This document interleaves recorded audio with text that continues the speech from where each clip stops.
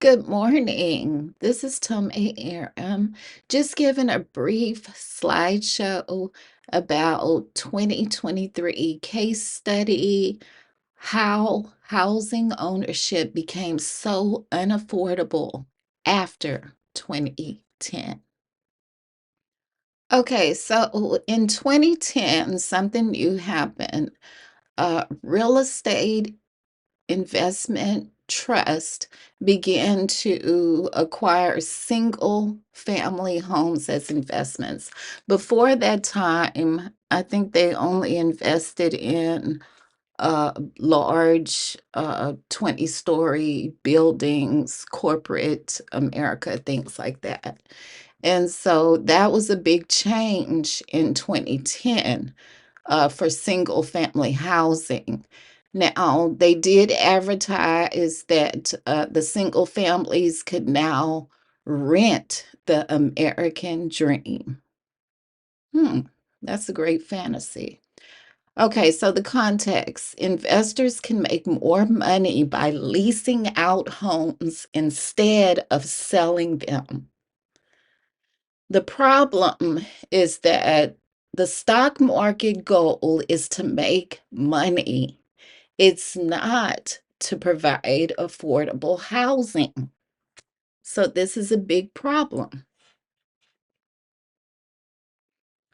Okay, so the challenges. Challenge number one is that in order for the stock market to make a profit in these REITs, they have to continue to increase prices for rents and mortgages and home equity. Challenge number two is unaffordability causes defaults in rent and defaults in mortgages. So investors begin to lose money and single families become homeless. The challenge number three is the reset period.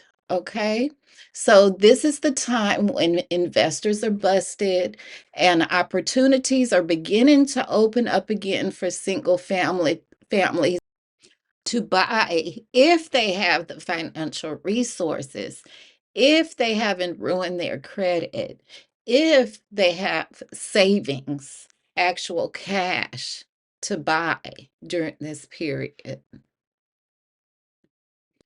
Okay, so the conclusion is that REITs and affordable housing are not compatible. They're just not compatible.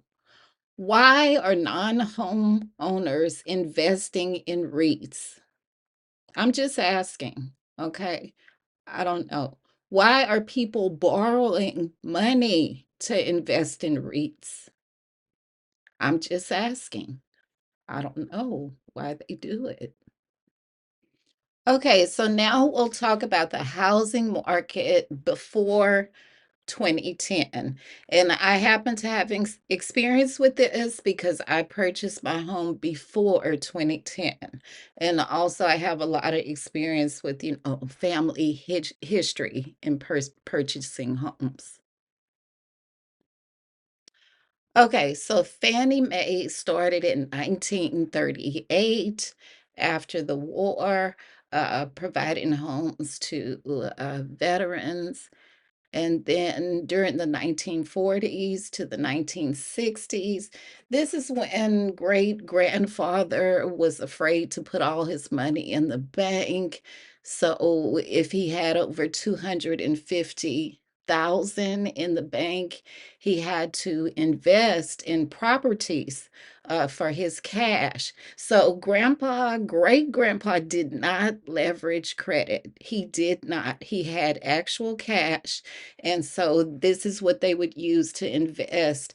And they would provide housing to people just like the banks, and the people would pay them just like they would go to a bank. But of course, they may not qualify to get money from the bank at that time. Then in the 1970s, Freddie Mac uh, came and started providing help, assistance with mortgages. Okay, so in 2010, this is when the REITs came along. Okay, And now today we have unaffordable housing. So you can see, the transition of the housing market as it pertains to the way we acquire housing. Okay, so what is the impact? Your financial decisions impact your future.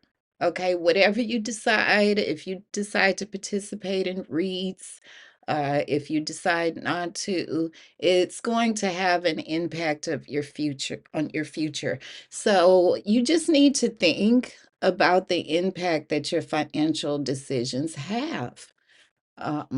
That's what we can take out of this. Okay, so that's it. It was just a short little study.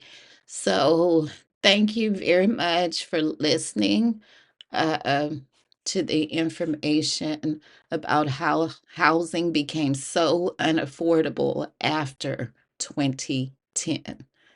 Have a blessed day.